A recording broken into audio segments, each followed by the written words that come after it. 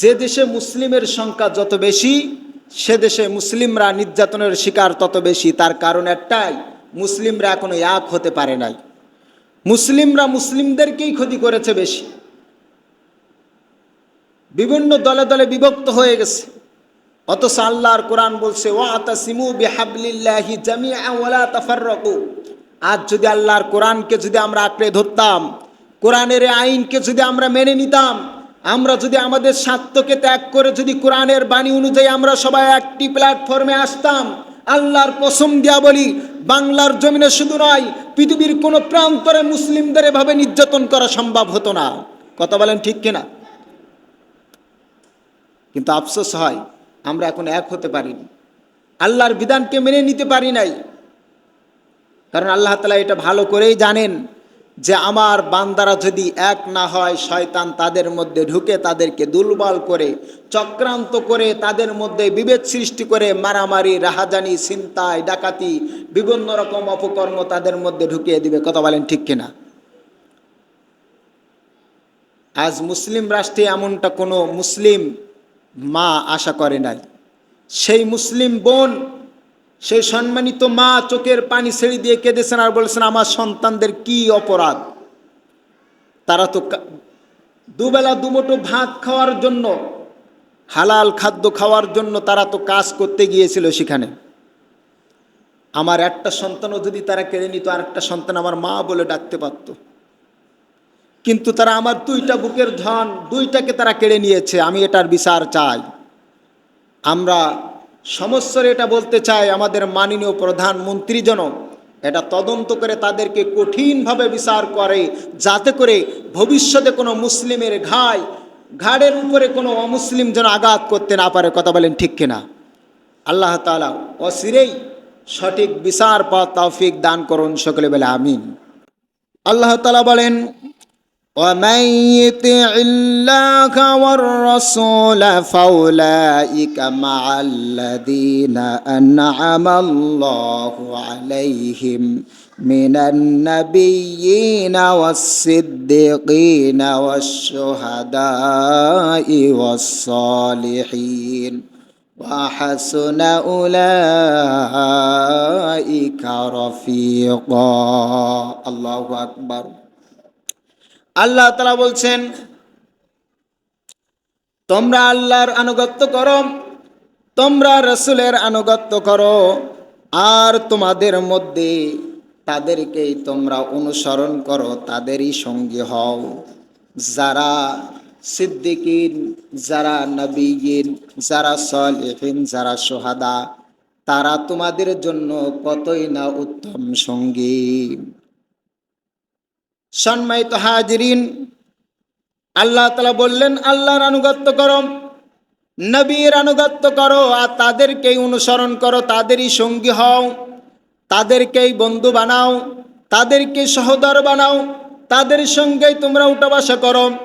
যারা হলো নবীন, যারা নবীগণ, যারা সিদ্দিকগণ, যারা সালেহিন, যারা শুহাদা, তাদের সঙ্গে যদি তোমরা উঠা বসা করতে পারো, তোমরা যদি তাদের সঙ্গী হতে পারো, তাদেরকে যদি বন্ধু বানাইতে পারো, কারণ এটা কতই না উত্তম বন্ধু, এটা কতই না উত্তম সঙ্গী। সম্মানিত হাজিরিন, এই আয়াতের যদি আপনারা শানে নজুল দেখেন তাহলে বিষয়টা বুঝতে পারবেন।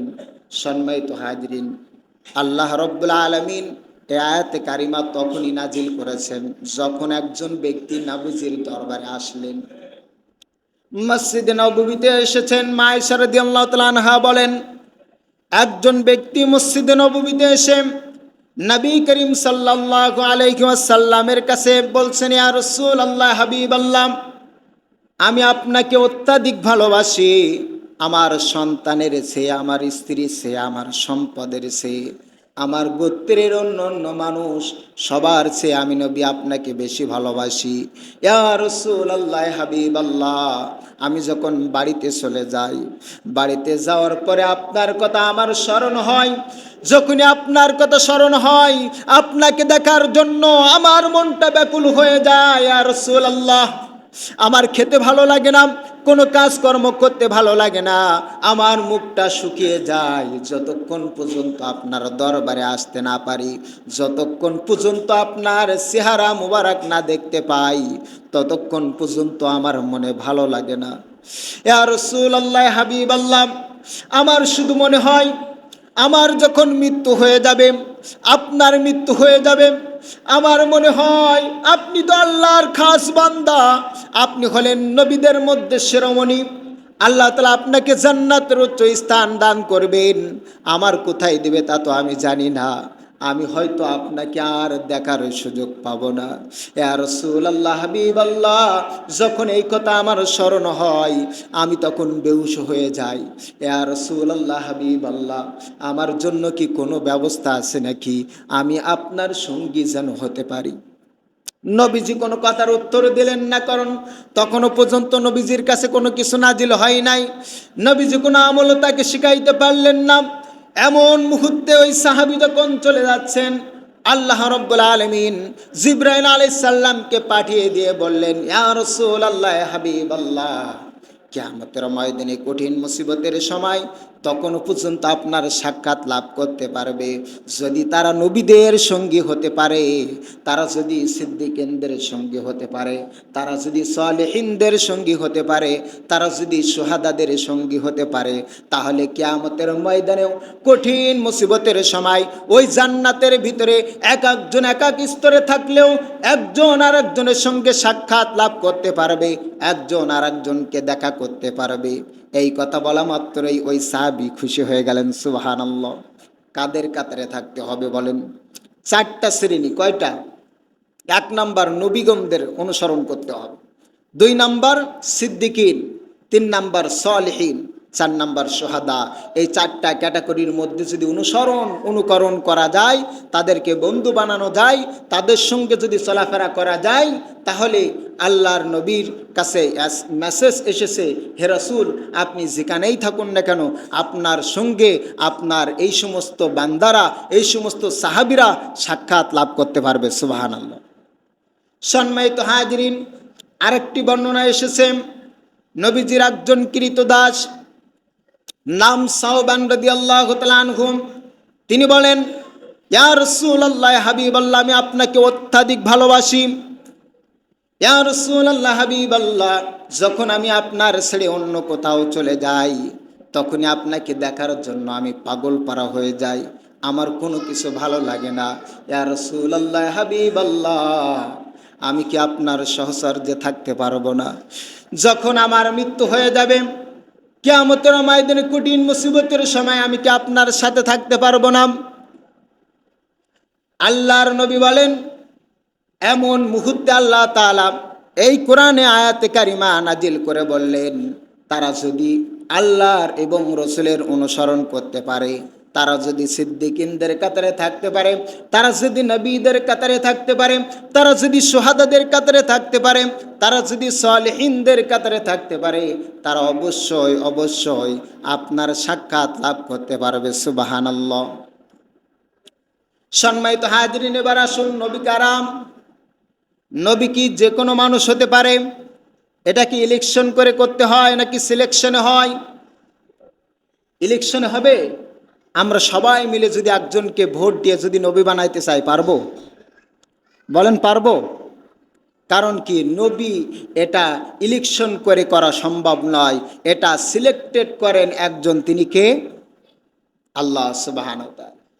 সম্মানিত হাজিরিন, আল্লাহ সুবহানাহু ওয়া তাআলা যাদের কাছে আল্লাহ তাআলার কিতাব পাঠিয়েছেন, ঐশী বাণীর ঘোষণা দিয়েছেন, প্রত্যেক নবীর এসে একটাই মিশন, একটাই বাণী সবার কাছে প্রচার করেছেন, কুলু লা ইলাহা ইল্লাল্লাহ, তোমরা বলো আল্লাহ ছাড়া কোনো ইলাহা নেই, আল্লাহ ছাড়া কোনো ইলাহা নেই। এই মিশনের অধিকারী যারা হয়েছেন আল্লাহর তরফ থেকে, যারা ঐশী কিতাব পেয়েছেন, যারা ঐশী বাণীর প্রসার করেছেন, তারা হলেন নবীগণ। তারা কি? নবীগণ। এক একজন নবীর আল্লাহ তাআলা এক এক রকম মর্যাদা বৃদ্ধি করেছেন, যেমন এক একটি ফলের এক এক রকম স্বাদ আছে না নেই, তদ্রূপভাবে এক একজন নবীকে আল্লাহ তাআলা এক এক মর্যাদা দিয়ে বৈশিষ্ট্য দিয়ে দুনিয়াতে পাঠিয়েছেন। সকল নবীর মধ্যে শ্রেষ্ঠত্ব, বড়ত্ব, মাহাত্ম্য দান করেছেন আপনার আমার নবী, বিশ্ব নবী জনাবে মুহাম্মদ রাসূলুল্লাহ সাল্লাল্লাহু আলাইহি সাল্লামকে। সুবহানাল্লাহ। তাহলে এক নম্বরে হলো নবীগণ, এটা সাধারণ কোনো মানুষ হতে পারে, এটা সরাসরি আল্লাহর তরফ থেকে হন। সুতরাং আল্লাহর নবীর পরে আল্লাহ তাআলা সর্বশেষ নবী হিসেবে হযরত মুহাম্মদ সাল্লাল্লাহু আলাইহি সাল্লামকে পাঠালেন। তারপরে আর কোনো নবী দুনিয়াতে আসবে না। আল্লাহর নবী বলেন, আনা খাতামান নাবিয়িন, আমি হলাম শেষ নবী, লা নবিয়্যা বাদি, আমার পরে কোনো নবী নাই। নবীজি বললেন, নবীজি হলেন শেষ নবী, নবীজির পরে আর কোনো নবী দুনিয়াতে আসবে না। কিন্তু দেখা যায় বর্তমানে হিজবুত তাওহীদ নামে যে সংগঠন ইসলাম প্রচার করছে, শিয়া সম্প্রদায়, কাদিয়ানি সম্প্রদায়, কাদিয়ানিরা আপনার আমার নবী, বিশ্ব নবী জনাবে মুহাম্মদ রাসূলুল্লাহ সাল্লাল্লাহু আলাইহি সাল্লামকে তারা শেষ নবী মানে না। তারা মির্জা গোলাম আহমদ কাদিয়ানিরে তারা শেষ নবী মানে। নাউজুবিল্লাহি মিন যালিক। যদি কেউ এটা বিশ্বাস করে তাহলে সে কাফের, অবশ্যই অবশ্যই সে কাফের হয়ে যাবে। কথা বলেন ঠিক কিনা? কারণ কি, নবীজির পরে আর কোনো দুনিয়াতে নবী আসবে না। গোলাম আহমদ কাদিয়ানি এর জন্ম হয়েছে ভারতে। জন্ম কোথায়? এর জন্ম ভারতে। আর এ ছিল হলো তৎকালীন সময় ইংরেজদের দালাল। কার দালাল? ইংরেজরা এই দেশে যেন ইসলাম প্রতিষ্ঠিত হতে না পারে সেই জন্য ষড়যন্ত্র করে বিভিন্ন রকম কাটসাজি করে গোলাম আহমদ কাদিয়ানির অর্থনৈতিকভাবে সহযোগিতা করে তাকে ইসলামের ভিতরে বিভেদ সৃষ্টি করার জন্য তাকে এই মুসলিমদের মধ্যে ছুড়ে মারা হয়েছিল। আর সেটাকে প্রমোট করার জন্য বর্তমানে সরাসরি ময়দানে দাওয়াতি কাজ করতেছে কাদিয়ানি গ্রুপরা। কথা বলেন ঠিক কিনা? এরা কাফের, এদের ধারে কাছেও যাওয়া যাবে না। এ থেকে সাবধান থাকতে হবে যদি আপনার ঈমানকে রক্ষা করতে চান। যদি আপনি জাহান্নাম থেকে বাঁচতে চান তাহলে এদের থেকে সাবধান থাকতে হবে। এরা অনেক জায়গায় টাকার প্রলোভন দেখাচ্ছে, যা আসো যদি আমাদের কে অনুসরণ করো, অনুকরণ করো, তাহলে তোমাকে এত টাকা পয়সা দেওয়া হবে, সুযোগ সুবিধা দেওয়া হবে। নাউজুবিল্লাহি মিন যালিক। আল্লাহ তাআলা এ থেকে আমাদেরকে হেফাজত করুন। সকলে বলে আমিন। সম্মানিত হাজিরিন, যে কথা বলছিলাম, নবীজি হলেন শেষ নবী, আর কোনো নবী দুনিয়াতে আসবে না। কেউ যদি নবী বলে দাবি করে সে মিথ্যাবাদী। কেউ যদি তার দালালি করে, কেউ নবী হওয়ার পক্ষে নিজে সুপারিশ করে, কাউকে যদি সুপারিশ করায়, তাহলে বুঝবেন সবাই মিথ্যাবাদী। নবীজির পরে আর কোনো নবী দুনিয়াতে আসবে না, এটা ক্লিয়ার হয়ে যেতে হবে। নবী হলেন শেষ নবী, নবীর পরে আর কোনো নবী দুনিয়াতে আসবে না। কিন্তু আল্লাহর নবী বলেন, আমার পরে নবিয়ানাই দায়িত্ব পালন করবে তারা আলেম হবে। যারা আলেমরা এই দায়িত্ব পালন করবে। কারা বলেন? আল্লাহর নবী বলেন, আল উলামা ওয়ারাসাতুল আম্বিয়া, আলেমরা হলো আমার পরিবার। যারা নবীর পরিবার নিয়ে কটূক্তি করে, যারা নবীর পরিবার নিয়ে গালিগালাজ করে, সন্দেহ পোষণ করে, আল্লাহ তাআলা হাদিসে কুরসির ভিতরে বলছেন, বুখারী শরীফের ভিতরে এটা আছে, যারা নবীর পরিবার নিয়ে দুশ্মনী করে, যারা আলেমদেরকে নিয়ে শত্রুতা করে, আল্লাহ তাআলা বলছেন তাদের বিরুদ্ধে আমি সরাসরি যুদ্ধ করার জন্য প্রস্তুত আছি। আল্লাহ তাআলা সরাসরি তাদের বিরুদ্ধে যুদ্ধ করার ঘোষণা দিয়েছেন। এই পর্যন্ত কোন নবীদের সাথে দুশ্মনী করে কেউ টিকে থেকেছে বলেন? আলেম উলামাদের সাথে দুশ্মনী করে টিকে থেকেছে কেউ? থাকতে পারে না। যারা দুশ্মনী করেছে তারাই পরবর্তীতে বিপদে পড়েছে। কথা বলেন ঠিক কিনা? সম্মানিত হাজিরিন, আমরা দুনিয়াতে এসেছি ইসলামকে প্রতিষ্ঠা করার জন্যে, অন্ধকারশূন্য মানুষকে আলোর পথে আনার জন্যে। কথা বলেন ঠিক কিনা? আমাদের নিজেদেরকে বাঁচতে হবে, পরিবারদেরকে বাঁচাতে হবে। আল্লাহ তাআলা বলছেন, কু আনফুসাকুম ওয়া আহলিকুম নারা, তুমি বাঁচো, তোমার আহাল পরিবারদেরকে বাঁচাও। জাহান্নাম থেকে সবাই বাঁচতে চায় নাকি জাহান্নামে যেতে চায় বলেন? জাহান্নাম থেকে সবাই বাঁচতে চায়। তাহলে আলেমদের দিকে এত কেন নাকশিট? কেন আলেমদের দিকে কেন এত ঘৃণার চোখে দেখা? বর্তমানে আলেমদেরকে মূল্যায়ন হচ্ছে না। এটা সবচেয়ে গুমরাই হওয়ার, পথভ্রষ্ট হওয়ার বড় লক্ষণ বলে আমি মনে করি।